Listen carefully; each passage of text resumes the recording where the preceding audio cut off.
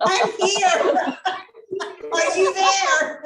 And action. Hello, I'm Billy and welcome back to Show and Tell. Today my guest is a woman who's been collecting for a very long time. The things that she collects are all knitting and crochet related, and they range back to the time of the Vikings, as she will soon tell us, all the way through World War I, World War II. Karen C K Ballard has the distinction of being inducted into the Hall of Fame of the Crochet Guild of America. And she is a prolific writer about World War propaganda and things that are knitting and crochet related.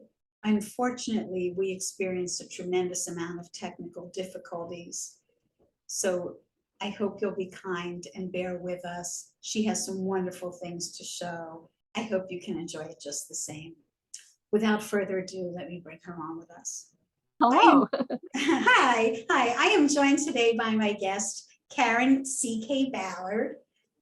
And in just a moment, she is going to tell you about where she's presently living and something in her town that if you visit, you might not find in your tour book.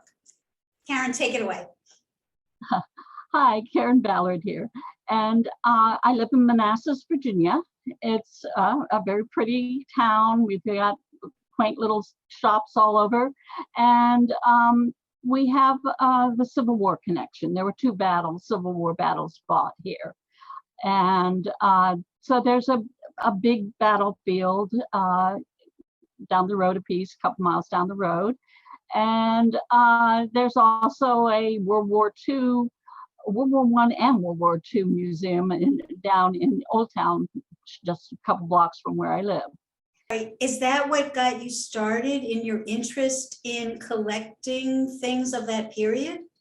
Well, that's not my primary area of interest, but it's sort of complicated. My mother was an artist, and we did went to antique stores a lot as a child, and went to museums and such. And so I've always been interested in collectibles of some sort. But I was also a needleworker, and consequently a needleworker of all types of needlework. And once I got married to my historian husband in 1970, I started collecting needlework collectibles of all kinds. First started with thimbles, and then thimbles became a popular collectible, as opposed to when I first started collecting them, people would say, "You collect what?" But now they're very, very popular as a collectible. And then they became too popular, where they were creating all kinds of thimbles. Even one, I remember one with a little merry-go-round on it, and it would go around. I could see you sticking your needle in there, and then the merry-go-round was taking the needle around. Just sort of, they were totally useless. They were just for collectors. And that was what actually got me deciding, well, let's collect more needlework things, more things. And being bookish, I really went into the books and ephemera. And then, and being primarily a crocheter and a beater, I gravitated toward things related to beading and crochet. My husband did reenactments for war. Well, he does war reenactments for all war periods, but primarily he used to do Revolutionary War and Civil War. And so I started collecting related to World War I and World War II needlework for the troops, for the wounded, and for the refugees, and then patriotic home front. So I'm hoping this episode will air on or around Labor Day, which is a very patriotic time. I was digging through my closet to try and find something red, white, and blue. This is the best I could come up with. But I know that you're very interested in the world wars, World War I, World War II, and some of the knitting that was done by volunteers. I also know that you have collected a wide array of things, not just thimbles, but a lot of ephemera, sheet music, wristlets. I know you've brought some things today to show us, so I think we should just get started, and I know the stories will unfold. Are you showing Am us I any showing what? symbols, or you're gonna start with something else? No symbols. I decided to keep things just pretty much to knitting tools Perfect, because because that's what Billy wants. that's what we love the And, most. And I will start with my oldest knitting tool. I don't know how well you can see it. Looks like a crochet It hook. looks like a crochet hook. Yes, it does. It is actually a bronze, supposedly a knitting pin or knitting needle from the Viking settlement in Kievan Rus, which is part of Ukraine now. In fact, it's considered the cradle of both the Russian and the Ukrainian cultures. And that's why Russia is so interested in that particular area near Kiev for claiming it as part of their own property, because it's where they believe they were born, essentially. And this Viking knitting needle, and I'll talk about it looking like a crochet hook. This Viking knitting needle was made around AD 900 to AD 1100. And it is bronze. It does have a hook. Now, I have read that many people did knitting with hooked needles back in the very ancient times. And I have actually seen a local Peruvian at one of our little fairs doing knitting with one pointed needle and one hooked needle. But even though this looks like a crochet hook, I don't think it is, because there are no known examples of crochet. There's an author, Liz Balloon, who wrote a book on crochet, and she's visited all the museums in Europe and Europe Extended. And she has not been able to identify any pieces of crochet that predate very late 1700s. So this has to be, for all intents and purposes, this pretty much has to be a knitting needle, even though it's got a hook on it. How fascinating. And another early piece, but nowhere near as early. You may have seen one of these before. It's a knitting sheath that was worn in the knitter's belt, and it acted sort of as a third hand. You'd stick one needle in the hole in the top. I don't know if you can see the hole, but and this one they were often given as betrothal gifts. This one has the initials HP carved on it. It looks like HP. It might be HF or HI. I don't know. But anyway. Oh, and then there's some other initials on the other side, AIK. So probably one of them is, maybe Helen and Alan. They would stick it in a belt. That's where the little notch would go above the belt, and they would use it just as a third hand, with the needle, with the needles hanging out over there. And it would accommodate different size needles? Yes. Let's see. Let me pull one out of here.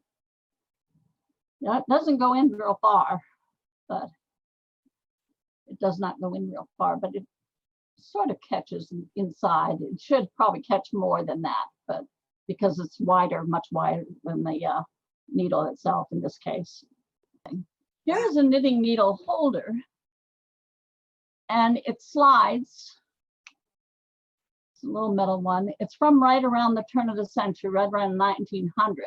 All the ones I've seen like this seem to be souvenirs. A bath, bad means bath, a place where you would go to enjoy the waters in Germany. So you go there to get the mineral waters and bathe in the mineral waters and refresh. and you could buy souvenirs there, including a holder like this.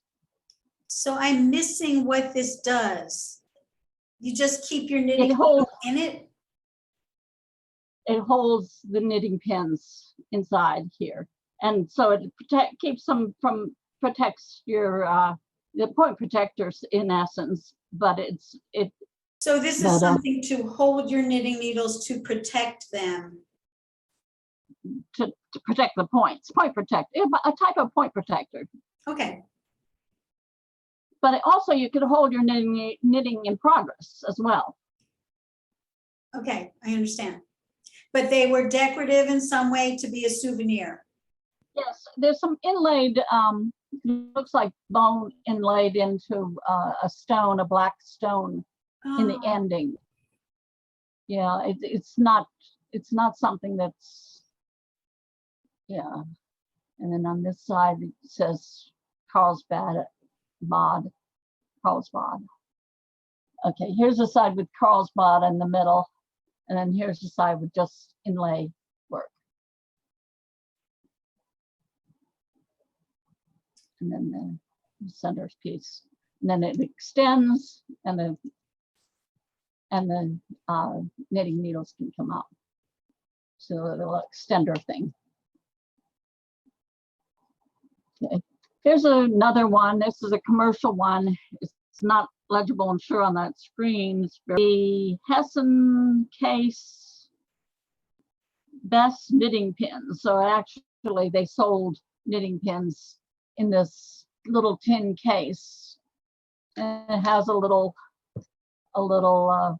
V in the top of it, where you could actually send them, you could actually shake them out, but it also unscrews with difficulty. I won't go with it. There's knitting pins inside.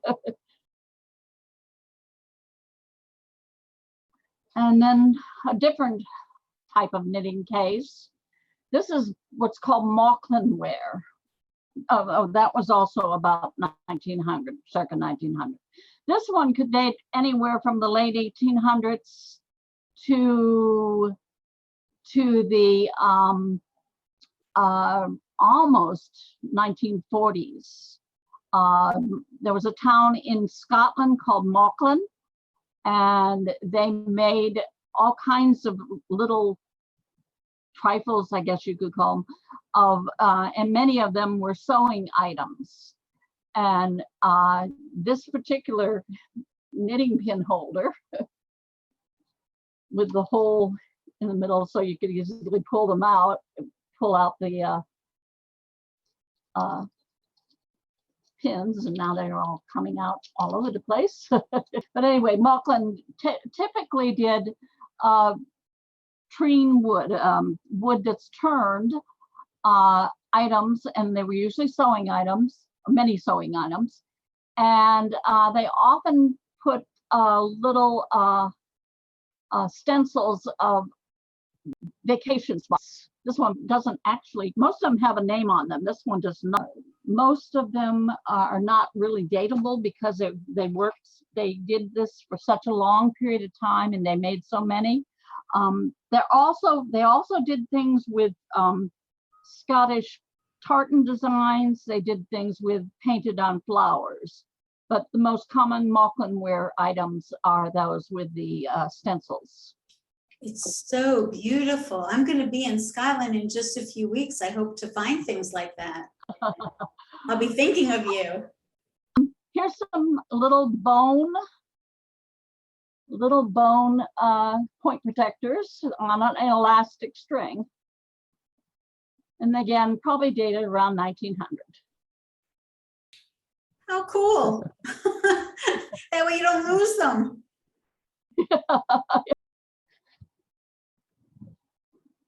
Thread holders next.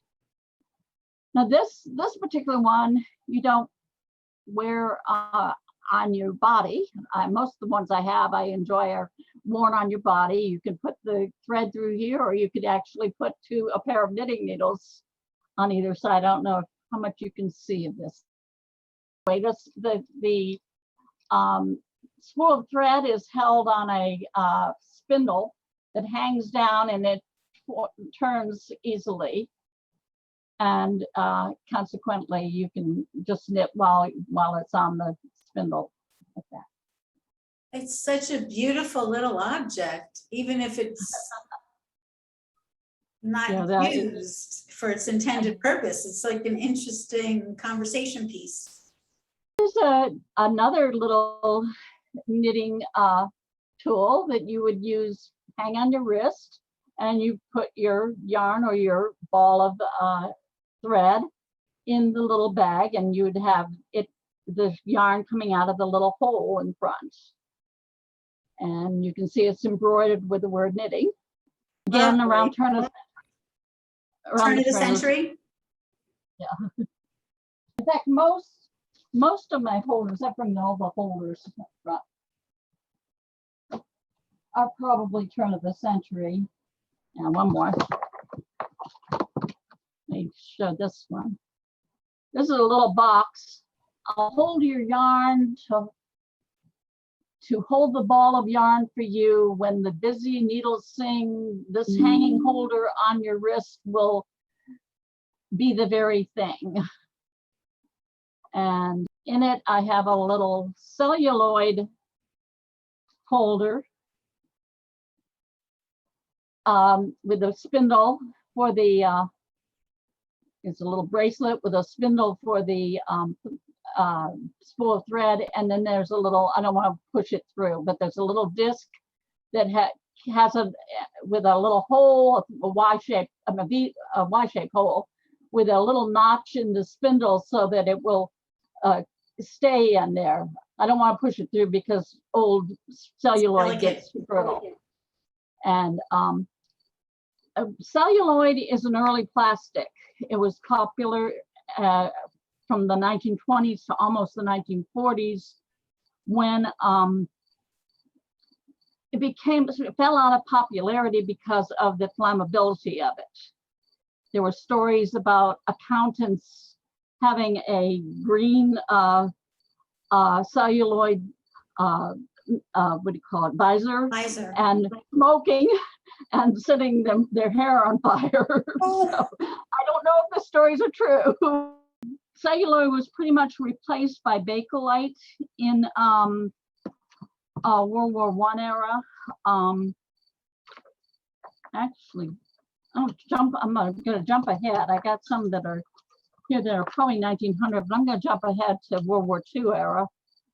And mainly because this looks like it might also be celluloid, but it's a yarn, what's called a yarn nest. And in red, white, and blue, patriotic red, white, and blue. And let's see, it folds up like that, it folds flat, can be stored away, but then pulled apart and used to keep your yarn from rolling away from you. And I actually, before I found my yarn nest, I found a magazine article from the 1940s showing that the inventor had created this thing and would be selling them soon. I wonder if there's a patent on that object. There probably is. I don't know if this particular, yep, here we go. I've never seen anything like that. The other thing, the dangling thing, I've seen a modern, like a newfangled version of it, but this I haven't seen. And I imagine you could have several color yarns, each coming out of a different opening, and they'd all be trapped in there together. And maybe they don't get tangled up. It doesn't hold a lot, but yeah, you could do that, but it doesn't hold a lot. They actually came out, he actually designed this shortly before the war started. And but then when the war started, he came out with the red, white, and blue version. He had other versions that were just solid colors. I'd love to have that as a handbag.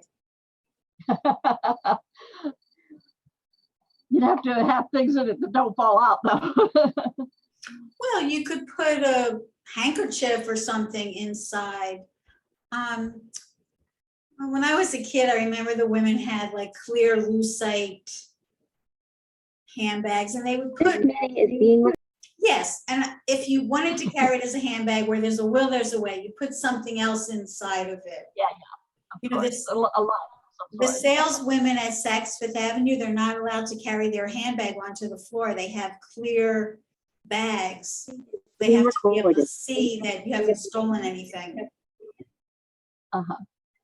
This one has a little elasticized metal wristlet, a chain, and then a cross where you would actually wind your yarn onto this, create a ball of yarn right on this. Another one. This one, it looks like it's nickel, and it has a little fancy thing on the bracelet. Just a little fancy cutout. I don't know if you can see that or not, the little cutout. Have you tried knitting off of this? I've crocheted with a couple of them, not most of them, but a couple of them, yes. And was it cumbersome or it flowed? Some work well, some don't. I didn't bring out the one with the first one I actually got, which was one was before I was collecting, but when I was crocheting, I got one with two that held the yarn by, and what fascinates me too is they hold the yarn in all different ways. Mm-hmm. But the one I got held the yarn by, you push the two wires together, and which have a spring for them, and then you pull the ball of thread up over the two balls at the end, and it's on and they were on a bracelet, two balls on the end, and the thread would catch and go on onto the balls, and it would really drive me crazy, so I couldn't use that particular item. But others like this one that I showed you earlier, it's just a little disc on the bottom, and that one works fine. Now, where is the yarn? Is that a wooden? Okay, you There's a little spool. the yarn looks like the same color as the spool underneath it. Yeah. Okay. Yeah. You're finding these things at estate sales? Okay. Mostly I find them now on Etsy and on eBay. In the past, and since they don't really have a name, nobody, a specific name that everybody knows and calls them by, I have to look under all kinds of different things to find them. Being a retired computer geek, I'm pretty adept at figuring out ways to find things that people obscurely name, and oftentimes they name them really odd names.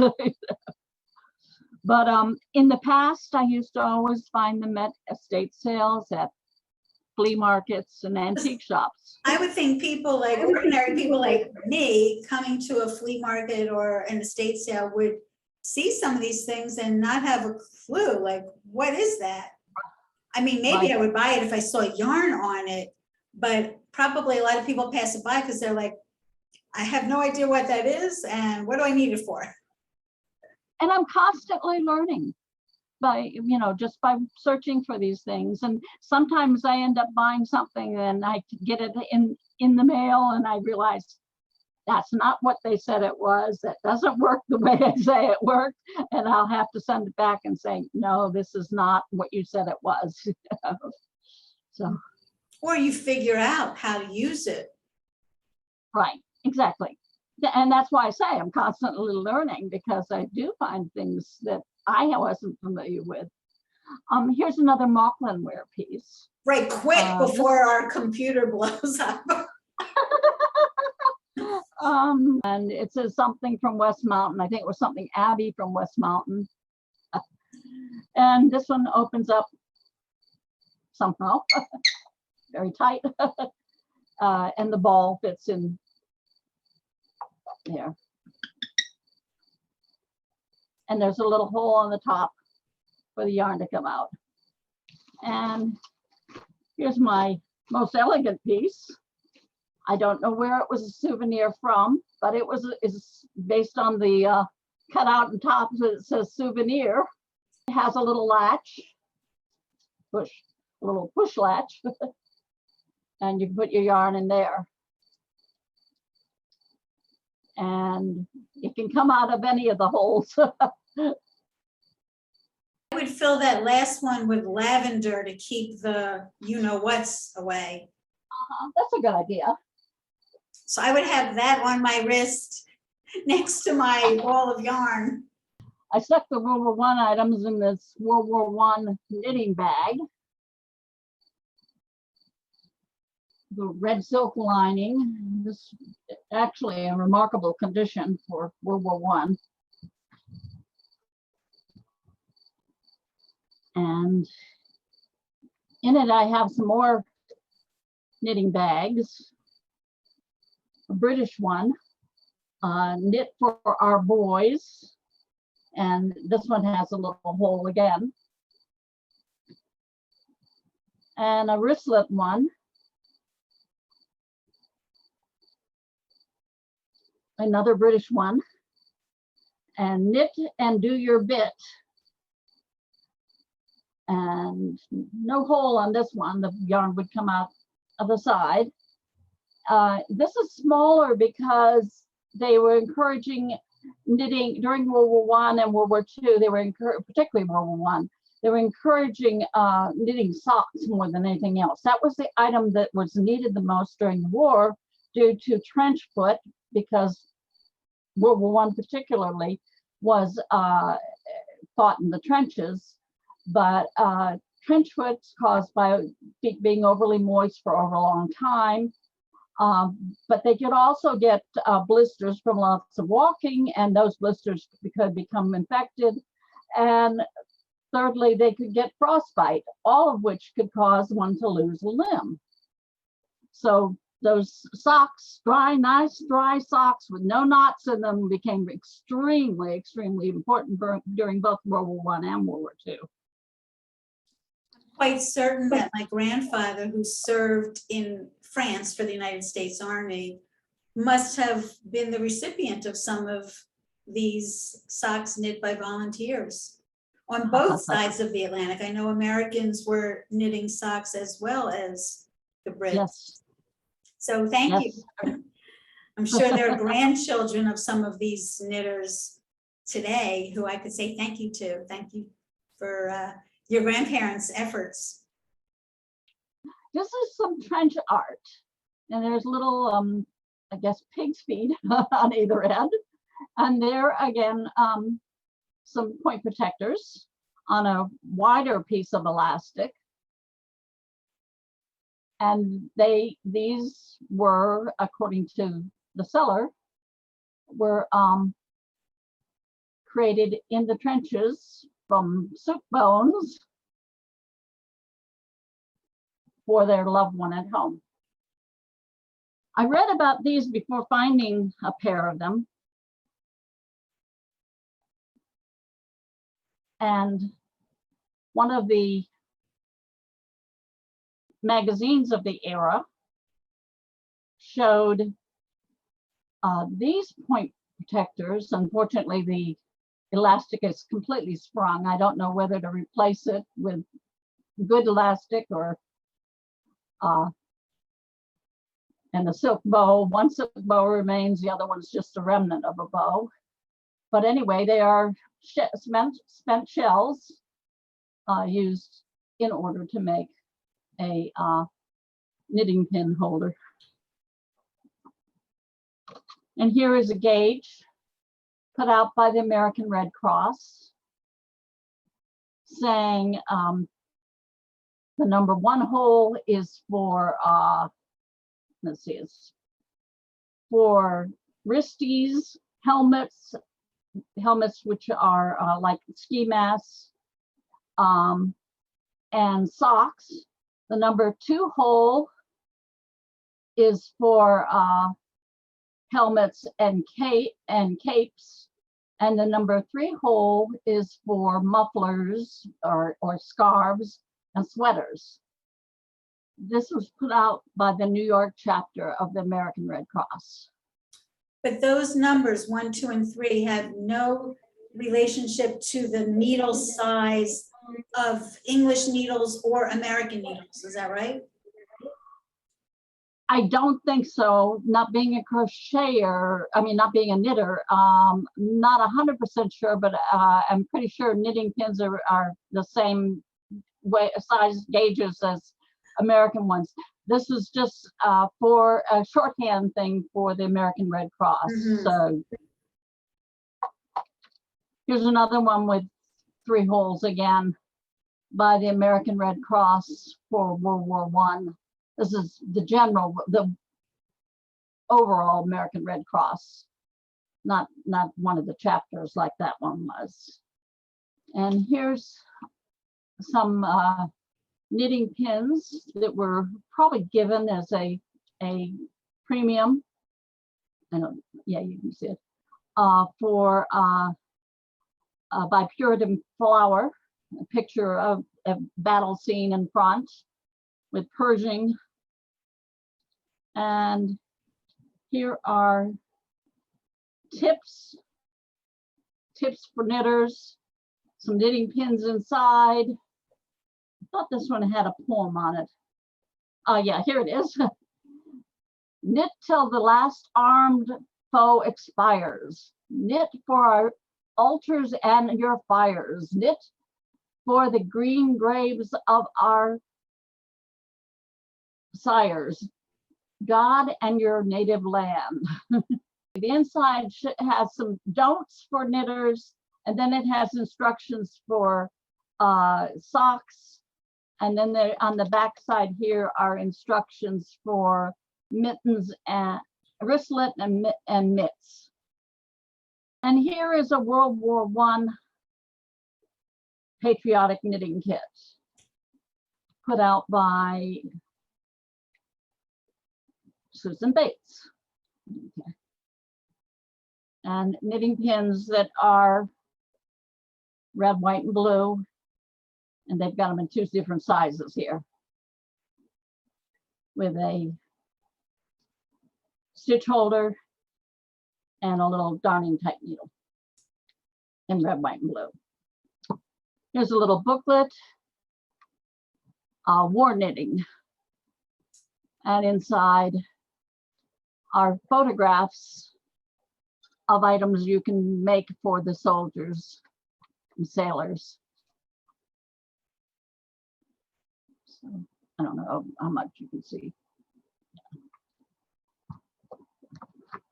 And some more point protectors. My Uncle Sam point protectors. And on elastic, pretty much spent elastic cord. Now these actually they actually made ones like this with Red Cross nurses as well. I haven't found the Red Cross nurses. So, well, if but anyone watching this has seen the Red Cross nurses, please comment below. Let us know. Let Karen know where she can get some. Oh, I'm sure they're pretty hard to find. Now I've made a whole bunch of interest in them too. I've never seen a single one like any of what you're showing. So this is all like very exciting, very interesting to me. They refer to the Uncle Sam point protectors as knitting knobs, and they came with this little card.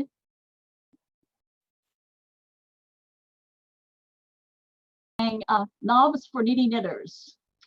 There's much to be knit to keep our boys fit. Uncle Sam says, each do our bit. Oh, we must. Anyway, you got the idea.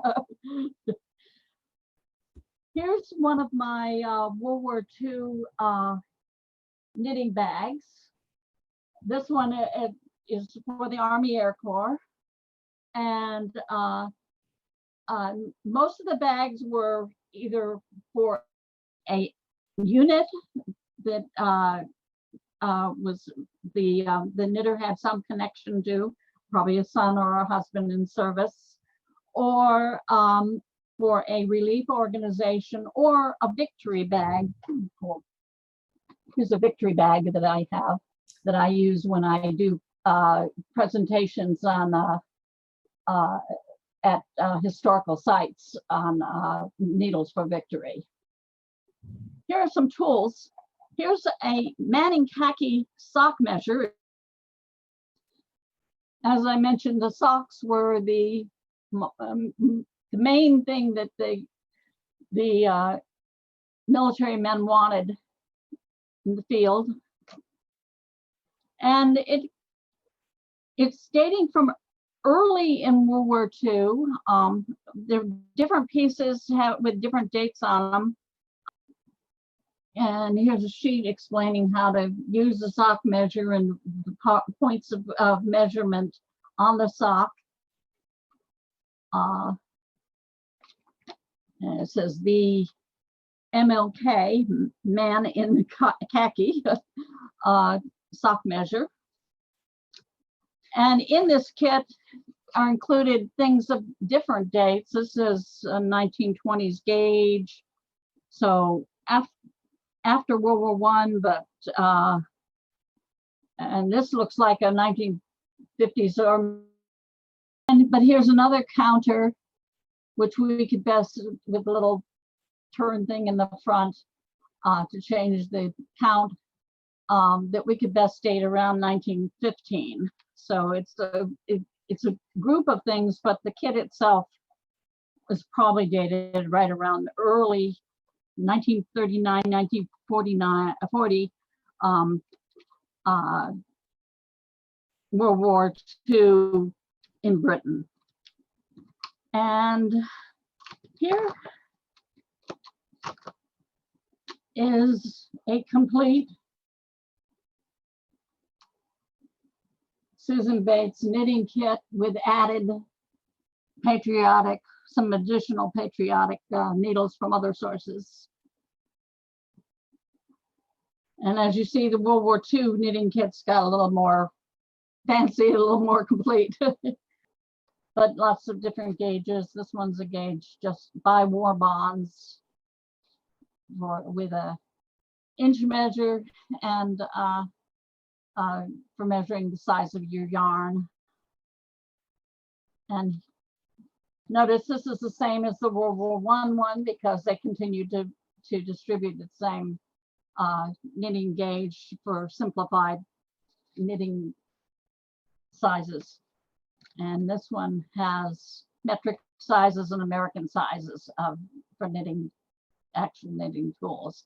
And this is going 2 through 10 in American sizes and 2 through 6 in the British sizes. Let me talk a little bit about Bundles for Britain. Bundles for Britain was an organization, a relief organization in the US that started up before World War II was raging in the US, but already raging in Europe. And it was to provide British military and their refugees with knitted items and other items. And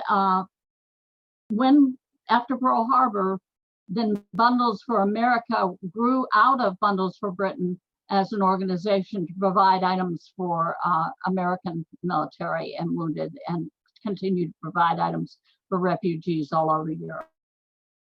The paper, the sheet music first. Okay. This is knitting, netting, and crochet, and it's dated right around 1850. There's no date on it, but I used all the names of the various different composers and the publishing companies in order to narrow it down between 1850 and 1855. So, and of course the clothing too. Most of my sheet music, knitting sheet music is from World War I because there was a big effort during that time to encourage people to knit. course, this one's, some of it is a little derogatory, like this one. It's listen to the knocking at the knitting club and complaining about people, what do you call it, gossiping at the knitting club, gossiping about whomever didn't show up for the knitting club meeting.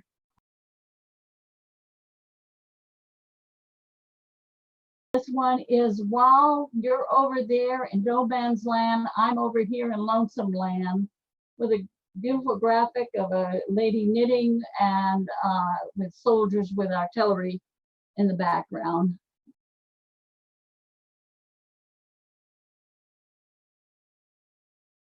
This one is, every girl is knitting for some mother's son in France. And I love the Art Nouveau flourishes of the yarn around the frame of the girl in the middle.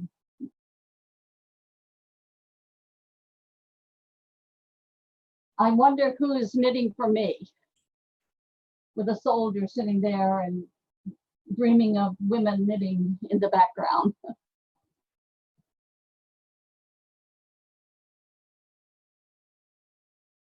This is a style of graphic arts that was done around the early 1900s, again, World War I.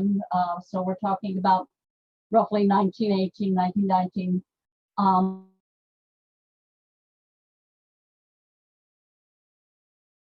Sister Sue was a common name that they used for, that the British used for nurses. And since the Red Cross was the primary sponsor of the knitting effort, oftentimes, especially during World War I, but also a little bit during World War II, people would go, Red Cross members who were in the production organization of Red Cross would actually go to knitting meetings with Red Cross outfits. That is not to say that they were the only group that was sponsoring knitting. This is after World War I, and then they both forgot their little ball of yarn. It's a risque song about dalliance during knitting, during her times of knitting. Now I'm going on to World War II, and we have Knit for Victory, just with a scene of a battle scene, a naval battle scene.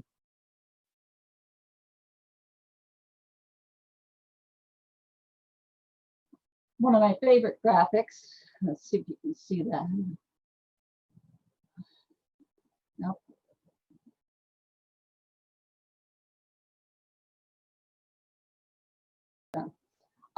Pick Up Your Knitting with a, it was the Bundles for Britain song. Inside a picture of Churchill thanking people for, thanking Americans for contributing to the knitting for the soldiers and the refugees in Britain.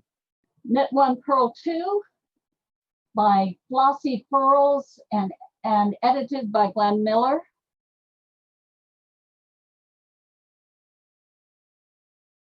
Pretty Little Mitt is about a girl who did not really know how to knit, and she tried her best and came up with a very misshapen mitten, and she didn't know what to do with it, so she decided to send it to the soldiers. They looked at it, didn't know what to do with it, so they it's a British, is it a British song?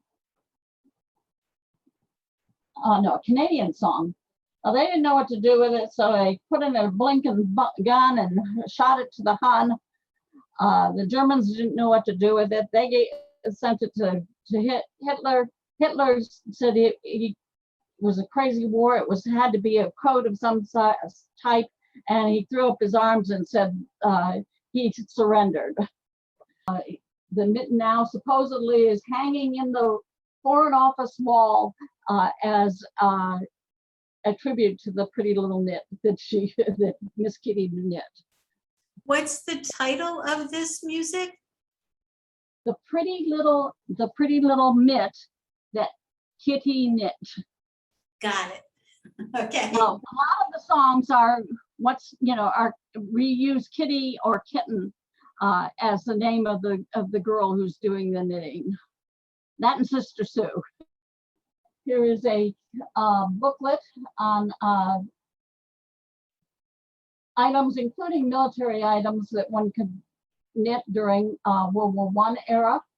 And I just like the graphics of this with the knitting needles. Make another knitting pattern book.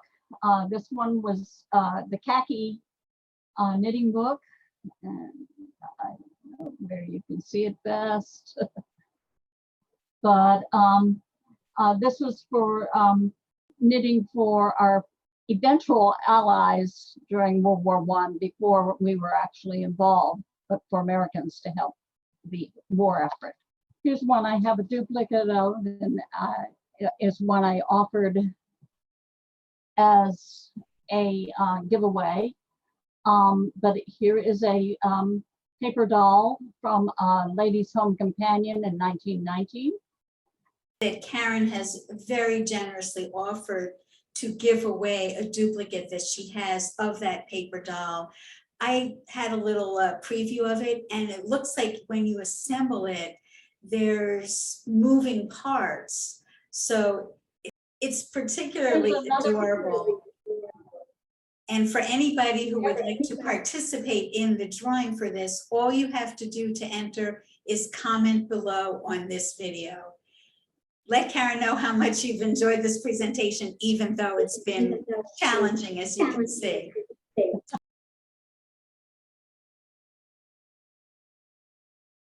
But it's very generous of her, so thank you so much, Karen.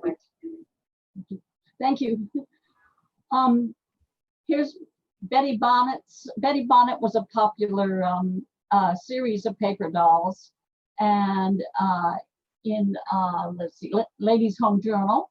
But here is Betty Bonnet in a like a maid's outfit, with a knitting bag and a book on knitting. And here's a outfit of a Red Cross nurse, as I talked about earlier, and carrying a Red Cross bag and knitting a sock. And here's another Betty Bonnet, old from 1919, 1918. This one's 1918.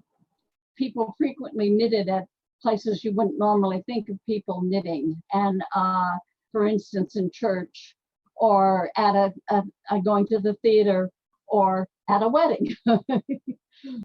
There were some ministers that complained about it on the pulpit, and they were there, and there were occasions when the pastors were chastised for doing so, for complaining.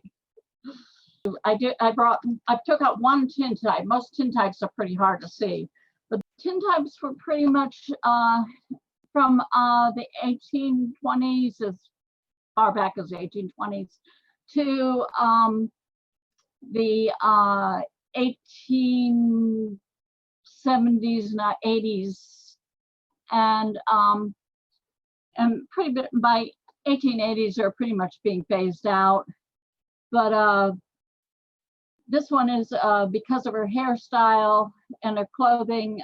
I would date this right around 1860, and here she is knitting. She felt it was important to have her portrait. Now, remember, in those days, in order to have a portrait done, you had to sit still for a long period of time, like minutes, and not even blink. And so if she felt that this was, if she was going to do that, she felt that it was important to have her image taken of her knitting. Now, this is a CDV, again, of a knitter, and I'll tell you in a moment what CDVs are.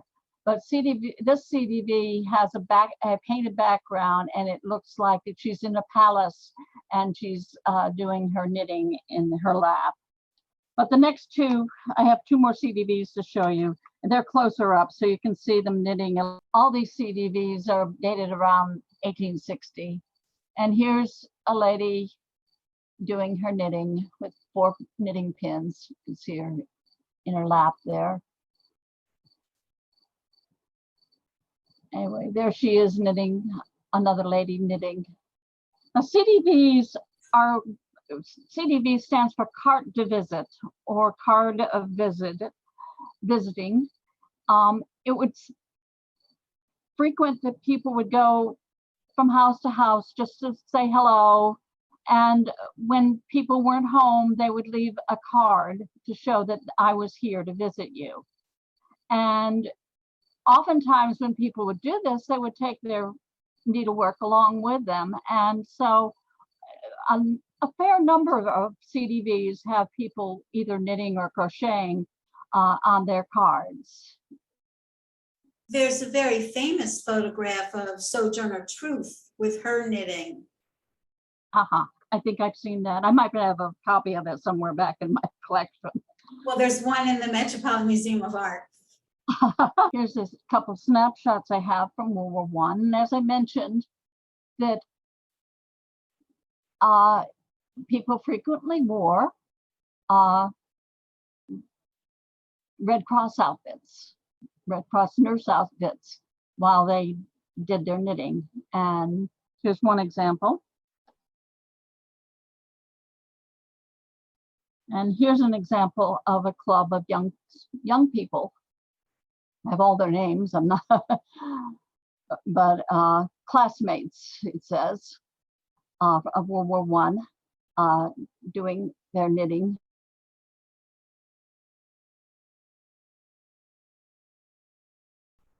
And parades were popular too.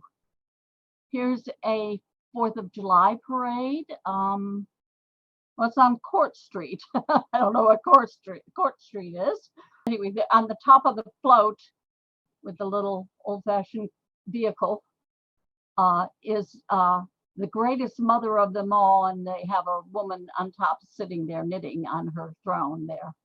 There she is with the crossbar of her cross, and she's knitting from the crossbar. There's a pocket. The crossbar makes a pocket for her knitting, and she's knitting while she's walking in the parade. Now I'm going to go on to cards, which are a little more visible. I thought I'd start with New Year's. And here's a card of a little girl knitting for New Year's. It says, "I hope there will be no drop stitches in your New Year's stocking of happiness." And then on to Valentine's Day, to my beloved one, and the little girl knitting, the flowers all around her. Here's what's called a mechanical, the figures move. Oh wait, no, that's not mechanical. Is it? No, it's not mechanical. It's just that they just opens up. Anyway, with a girl knitting. From there, I'm going to jump to the 1940s. And here's a girl knitting with a cat trying to take part in the effort. Be My Valentines. It's no yarn, be my Valentine. 2 more Valentines. These are the mechanicals. She has googly eyes. When you move her bow, her eyes move, and she's knitting a sock. She looks to be 1930s. Okay, another 1930s one with feet that move around. I'm Your Valentine. And on to Leap Year Day with a lady who has a man up in a tree, and she's knitting until he finally comes down. Leap Year Day cards were fairly common years back, but that's the only one I found that. Okay, St. Patty's Day, and with a lady in the doorway knitting, and 3-leaf clovers all around her. Easter time, you find a lot of, a fair amount of, mostly European rabbits knitting, sometimes in clothing, sometimes Well, yeah, usually in clothing. You also find hens knitting as well.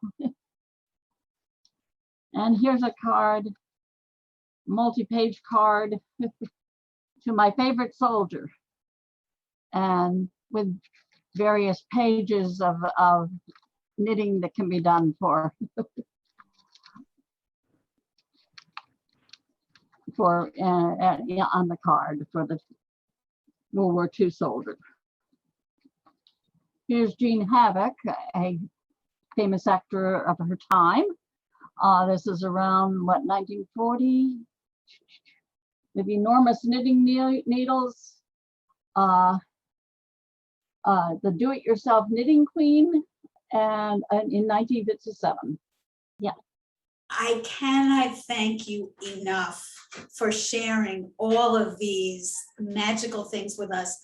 I think any one of these categories, we could have done an entire show. The greeting cards alone, probably you have enough to occupy 1 hour with those alone.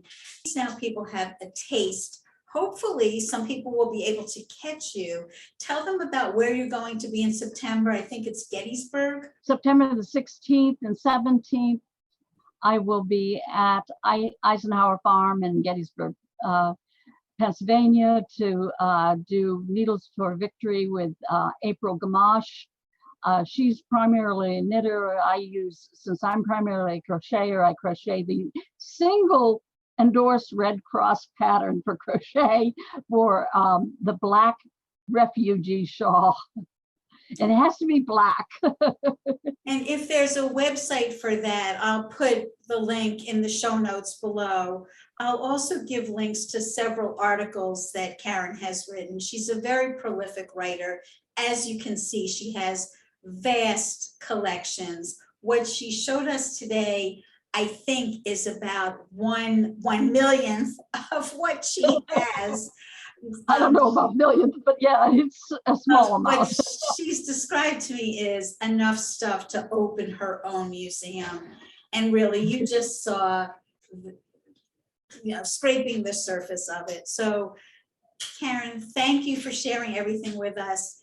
Thank you for offering a giveaway for that darling paper doll cutout. Again, reminder, any comment, we'll do a drawing from all the comments below. All right, I think we should wrap it up and say goodbye to everyone. Thank you so much for being here today and persevering with the technology. Certainly.